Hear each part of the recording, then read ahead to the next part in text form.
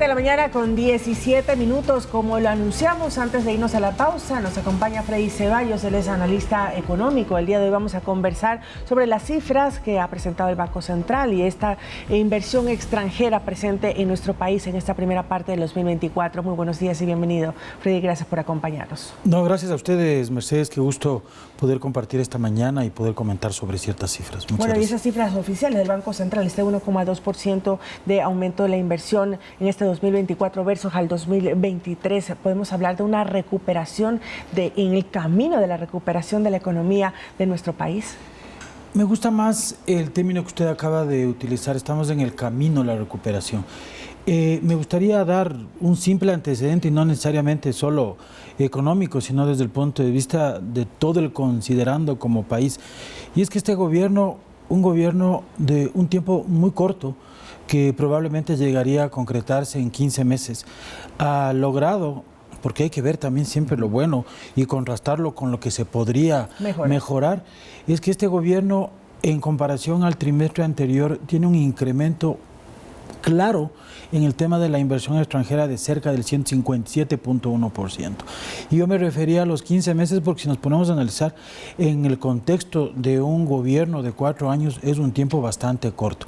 No queremos solo aplaudir nuevamente, insisto, pero sí debemos comenzar a mirar cosas como estas que, para ser muy generalista otra vez, entre otros temas, ayuda a sostener la dolarización, ayuda a mejorar el movimiento económico, ayuda a cubrir ese gran espacio o ese gran déficit que nos dejó el gobierno y los gobiernos anteriores de cerca de 5.000 millones de dólares. O sea, el gobierno está dando pasos claros, pasos válidos dentro de todo el contexto para poder llegar a mejorar esta inversión extranjera, que además de los impuestos es una alternativa clara que nos va a permitir, no mañana, ni cuando se acabe los 15 meses, pero aplanar el camino que espero, y lo digo esto muy a título particular, exista una continuidad en el gobierno para que pueda seguir construyendo este camino y no de piedra, sino asfaltarlo y construir las veredas. Pero hablemos de números para que la gente lo pueda entender en casa. ¿De cuánta fue la inversión extranjera directa en el primer trimestre del 2024? Y sería bueno que lo mencionemos con 2023 para que la gente lo tenga mucho más claro. Es del 151.1% que pasó desde cerca de 30 millones de dólares a 78.3 millones de dólares. Nuevamente insisto, el periodo comparable del trimestre hay que considerarlo dentro de otros aspectos que son de vital importancia para poder considerar si hay un incremento o no de la inversión extranjera. Y uno de los principales que nos está afectando a todos, que lo vivimos en diferentes niveles, días, horas y de acuerdo a la actividad que realizamos, es la inseguridad física. Entonces, si bien es cierto, el gobierno no ha logrado todavía, conjuntamente con todo el país, superar esta inseguridad. Uno de los, y no es mal de muchos lo que estoy queriendo hablar, sino que uno de los temas importantes que reportó el gobierno nacional es que a más de controlar de alguna forma esta inseguridad, sí la ha venido menguando, la ha venido disminuyendo. No quiero confirmar porque no tengo los datos si es en el 37 o en el 27% esa disminución, no de sensación, sino de realidad de inseguridad, pero sí, no se ha ido incrementando, está parando y en parte se está mejorando. Y esto ayuda a la inversión extranjera. Pero quería precisar algo, porque si uno ingresa al Banco Central, no queda claro si están hablando de millones de dólares o miles de dólares. Entonces ahí dice que sean 78.300 dólares, pero son millones, entonces para tenerlo más claro. Claro. Son 78.3 millones de dólares. Es decir, Suiza ha invertido 22 millones de dólares, no 22.000 dólares, en el primer trimestre. No sé dónde lo vio, la verdad, pero sí, porque habla de 21.8 millones. Yo tengo las mismas cifras y de hecho son del Banco Central, sí, pero no son 22.000 dólares. Es 21.8 millones que acaba de invertir, que acaba de concretar toda la inversión suiza en la parte de transporte general y transporte público. Suiza y Suecia son los países que más han invertido en el Ecuador en este trimestre, pero en cambio en 2023 no habían invertido ni el 10% de lo que ya han depositado en este momento. ¿A qué se puede deber eso, doctor? Sí, yo iba a reflexionar sobre lo mismo, porque otro país también que ha invertido en progresividad en relación a Suiza es Perú, que invirtió 21.2 millones, que también está en el sector de transporte, almacenamiento y combustible. ¿A qué se debe? Bueno, se debe a varios factores, dentro de los cuales, hablando de una inversión a título particular, uno procura poner sus recursos excedentes o recursos a invertir en lugares donde sienta que existe seguridad. Y un primer mundo como es Suiza, Suecia, sí está fijándose en cierto tipo de cambios positivos que está teniendo el gobierno. Insisto, uno de los tantos es el tema del control de la inseguridad.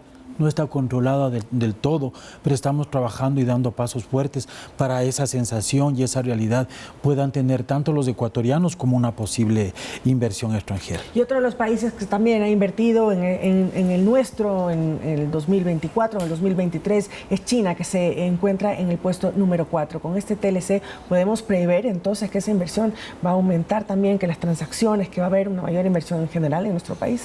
China desde 10 o 15 años atrás está invirtiendo en el mundo. Sí, y uno de los sectores importantes, a pesar de que no necesariamente como población, y no lo veamos solamente como Ecuador, porque veamos también lo que es Perú y lo que es Colombia como región, China está muy interesado en poder seguir invirtiendo fuertemente, tanto desde el punto de vista económico como en productos, y es por eso el acuerdo que firmamos hace aproximadamente un mes y medio, sí, en el cual es mucho más aperturista el relacionamiento económico con China. Sin embargo, para comentar un poco de eso, el tema de la inversión que tenemos con China desde Ecuador también tiene cierto tipo de cuidados que me parece que son válidos para la industria ecuatoriana. Es decir, estamos abiertos a recibir inversión de China, que siempre seguirá siendo válida, ya sea en el sector de la agricultura, de la minería y también del turismo. Sin embargo, también tenemos cierto tipo de barreras de entrada para proteger la producción nacional. Y la puedo hablar con puntos y comas y con detalles, que sigue siendo beneficioso. Porque si no fuese así, también muchas compañías que se dedican ahora a fabricar y a comercializar probablemente podrían pasar únicamente a comprar y a comercializar. Es decir, la inversión esperemos que sea prudente de China. Es porque el acuerdo firmado por la parte de Ecuador, que es bilateral, también incluye cierto tipo de protecciones, insisto, válidas dentro de un mercado libre válido, pero que también protege a nuestra inversión local. Ahora, usted menciona algo importante para analizarlo, las diferentes ramas donde se está invirtiendo, por ejemplo, minería, transporte, comunicaciones, proyectos sociales también, comercio. Eso es importante entonces para que se pueda generar política pública que atraiga más inversionistas, es decir, tenemos que voltear a mirar donde más interés hay del extranjero para entonces continuar por ahí, que ese sea el camino. El Banco Mundial le ha recomendado al gobierno nacional que sea más aperturista desde un punto de vista lógico en los sectores que usted acaba de comentar, agricultura, minería y turismo.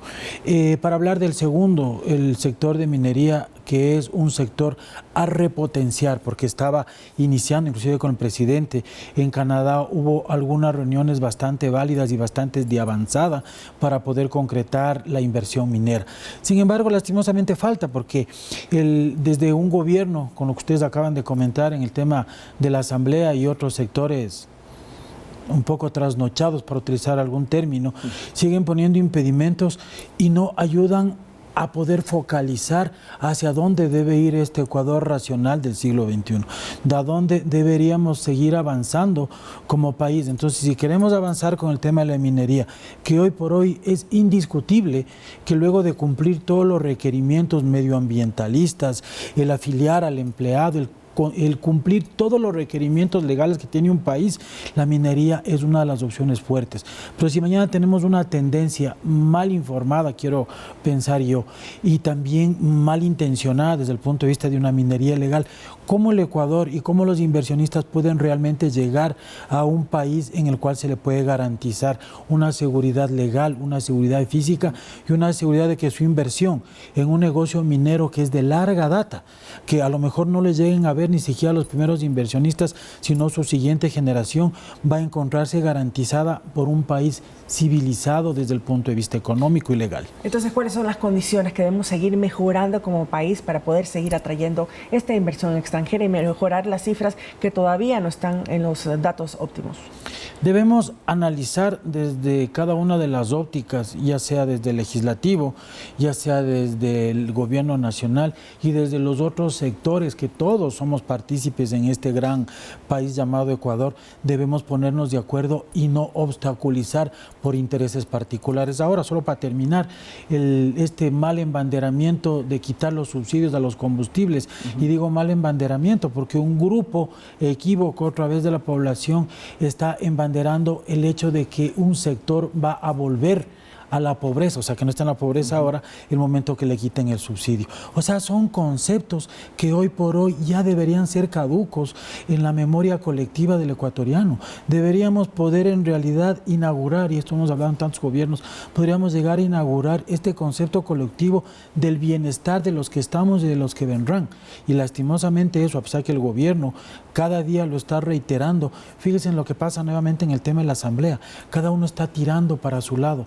Y les escuchaba al asambleísta Centeno, el escuchar en pasillos de la asamblea insultar, agredir hasta verbalmente hacia el presidente y a su familia, y cuando se quiere buscar lo contrario hay hasta juicios políticos y suspensiones. Hay que entender también el momento preelectoral que nos encontramos. Y es un ¿no? elemento preelectoral fuerte, sí. Pero, a ver, entonces, volviendo al tema de las inversiones, para que nos quede muy claro, sobre todo en casa, ese sería el camino económico que debemos tener para sanear nuestras finanzas, disminuir estos déficits fiscales que tenemos, quizás apuntando al exterior, como han hecho otros países. De hecho, usted tiene las cifras mejor, doctor. Perú, Colombia, tienen mucha más inversión que el Ecuador. Eso implicaría que a futuro puede ser el camino que tenemos que seguir nosotros. No voy a analizar el concepto gubernamental de Perú y de Colombia, y porque cada uno de nosotros lo sabemos, pero la inversión no ha parado. ¿Y por qué no ha parado? Porque la visión como gobierno, como país, como cada uno de los actores de un conglomerado llamado gobierno, llamado país, siguen adelante. ¿Por qué en nuestro país sí sucede eso? Porque cuando hay un cambio de tendencia, la inversión tiende a retraerse. Claro. Va de la mano del riesgo país, que nosotros tenemos un riesgo país bastante alto. Sin embargo, no existe una política de Estado acompañada por los diferentes elementos. Y para contestar su pregunta, sí, efectivamente, la forma de seguir avanzando como país no solo es incrementar impuestos, que de alguna forma lo ha hecho para paliar ese déficit fiscal, es traer más dinero desde fuera, incluso para sostener este modelo que nosotros vivimos llamado dolarización, que es del cual va a seguir alimentándose, es el que todos queremos, independientemente de la tendencia. Correcto. Mantenernos en la dolarización. Y la forma de mantenerla es que vengan recursos nuevos, fuentes externas nuevas de inversión para poder sostener este concepto de dolarización. No podemos emitir, tenemos que recibir. Claro, que se den las condiciones para recibir esa inversión extranjera. Doctor, muchísimas gracias por acompañarnos. Muy buenos días. No, muchas gracias a ustedes. Siempre muy contento de estar aquí, poder comentar siempre desde el punto de vista técnico.